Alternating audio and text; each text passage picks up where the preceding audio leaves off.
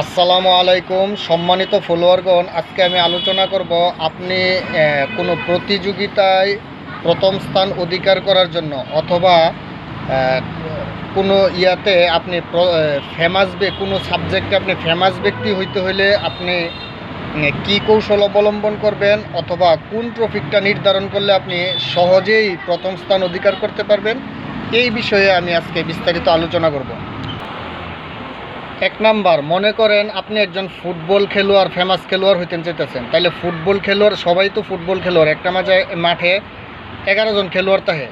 তাইলে আপনি কোন ইয়াটা নির্বাচন করলে আপনি ফেমাস হইতে পারবেন। যে আসলে সাধারণত 10 নম্বর খেলোয়াড়, যেটা স্ট্রাইকার যারে বলে, ওই স্ট্রাইকাররাই মূলত প্রথম স্থান, মানে তাদের উপরে মানুষের নজরটা বেশি থাকে।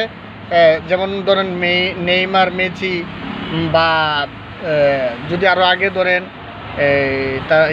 কি জানি বলে ম্যারাডোনা, প্লে বা রোনালদো, রিভালদো, তারা মূলত স্ট্রাইকার ছিলেন। তাই স্ট্রাইকারটা যদি নির্বাচন করতে পারেন, তাহলে আপনি খেলোয়াড় হিসেবে খুব সহজে মানুষের দৃষ্টি আকর্ষণ করতে পারবেন, ফেমাস হতে পারবেন। 2 নাম্বার হয়েছে, মনে করেন আপনি একজন ইসলামিক লেকচারার হইতেন চাইতেছেন বা স্কলার হইতেন চাইতেছেন। তাইলে আপনি এখন কোন বিষয়ে, কোন টপিকটা নিয়ে আপনি আলোচনা করলে খুব সহজে মানুষের দৃষ্টি আকর্ষণ করতে পারবেন, ওই বিষয়টা হলো বর্তমান সমাজের সিচুয়েশন অনুযায়ী কোন বিষয়ে আলোচনা করলে। যেমন মনে করেন বর্তমান সময়ে যদি আপনি ফেসবুক বা ইউটিউবের দুষ্ট চরিত্রটা নিয়ে আলোচনা করেন, বা যে আপনার যেটা আপনার চরিত্র হরণ করতেছে সমাজের, বা গেমস খেলায় যেটা যুব সমাজ ধ্বংস হয়ে যেতেছে, অথবা আরও অন্যান্য কিছু যেগুলিতে অ্যাট্রাকটিভ হইয়া মানুষের ইমান আমল সব কিছু নষ্ট হয়ে যেতেছে, এইরকম কোনো বিষয় রানিং কোনো বিষয় নিয়ে যদি আপনি আলোচনা করেন, খুব সহজেই মানুষের দৃষ্টি আকর্ষণ করতে পারবেন।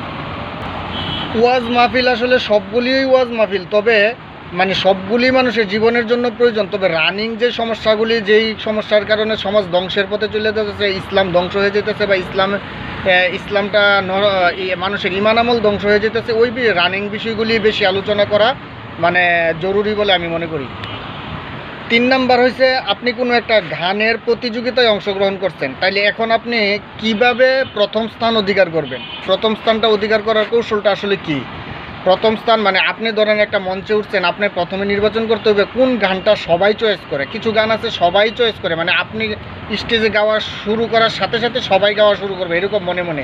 তাইলে আপনার কণ্ঠটা যাই হোক না কেন, মানুষের দৃষ্টিভঙ্গিটা চলে যাবে ওই গানটার প্রতি, মানুষের যে আবেগ, ওই গানটার যে বাক্য শব্দ আছে, ওই গানটার বাক্য শব্দর প্রতি মানুষের যে আবেগ তৈরি হয়, ওই গানটা আপনি গাওয়ার সাথে সাথেই দেখবেন যে মানুষের ভিতরে একটা আবেগ চলে আসে। এখন আপনার কণ্ঠটার দিকে তাদের নজর দেওয়ার, বা বিচারকগণ হোক বা দর্শকগণ হোক, দেখবেন যে পুরা মঞ্চই উতাল হয়ে গেছে আপনার গান গাওয়ার সাথে সাথে। তাহলে সুতরাং আপনি এমন একটা গান নির্বাচন করবেন যেটা জনগণ খুব সহজে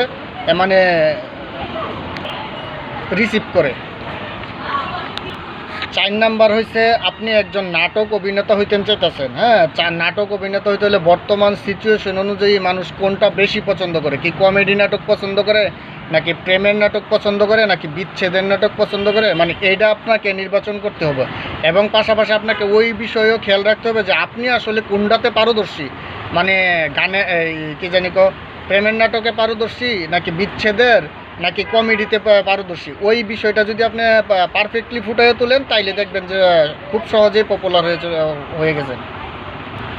5 নাম্বার হয়েছে, আপনি যদি একজন পপুলার শিক্ষক হইতে চান, তাহলে আপনি কোন সাবজেক্টটা নির্বাচন করবেন। বর্তমান সমাজে আমাদের দেশে বিশেষ করে ম্যাথ এবং ইংলিশের টিচারের অনেক বেশি ভ্যালু।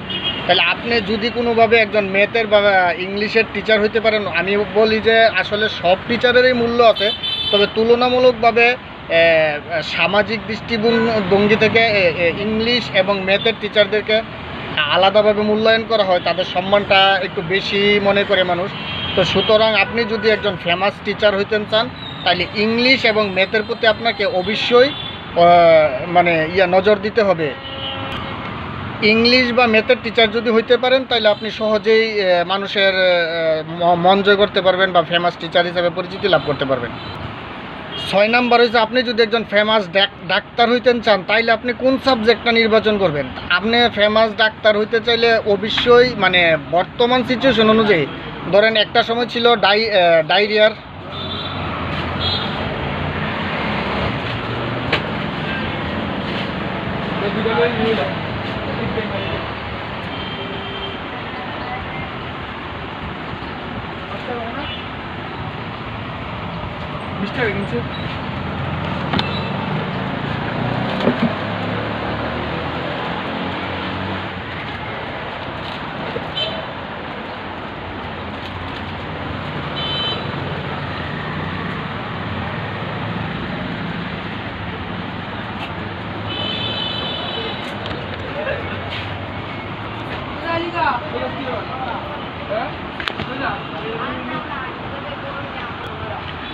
একটা সময় ছিল ডায়রিয়া রোগ হইলে মানুষ মানে ইয়া করতো না, মানে বাঁচতো না, এরকম পরিস্থিতি। তখনকার সময়ে ডায়রিয়া রোগীর যে বিশেষজ্ঞ ডাক্তাররা ছিল তাদের মূল্য সমাজে অনেক বেশি ছিল।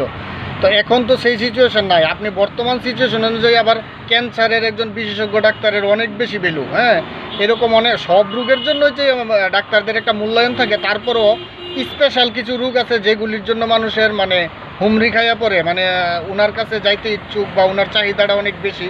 তো সুতরাং আপনি যদি ওই মানে সামাজিক দৃষ্টিকোণ বা মানে বর্তমান সিচুয়েশন অনুযায়ী বর্তমান রোগের পরিস্থিতি বা 5 বছর পরে কোন রোগটা মানে বর্তমান সমাজের স্বাস্থ্যগত পরিস্থিতি বিবেচনা করে 5 বছর পরে স্বাস্থ্যগতভাবে মানুষ কোন ঝুঁকিতে পড়তে পারে এমন সিচুয়েশনটা যদি আপনি অনুভব করে ওই দিকে যাইতে পারেন, তাহলে অবশ্যই আপনি একজন ফেমাস ডাক্তার হতে পারবেন।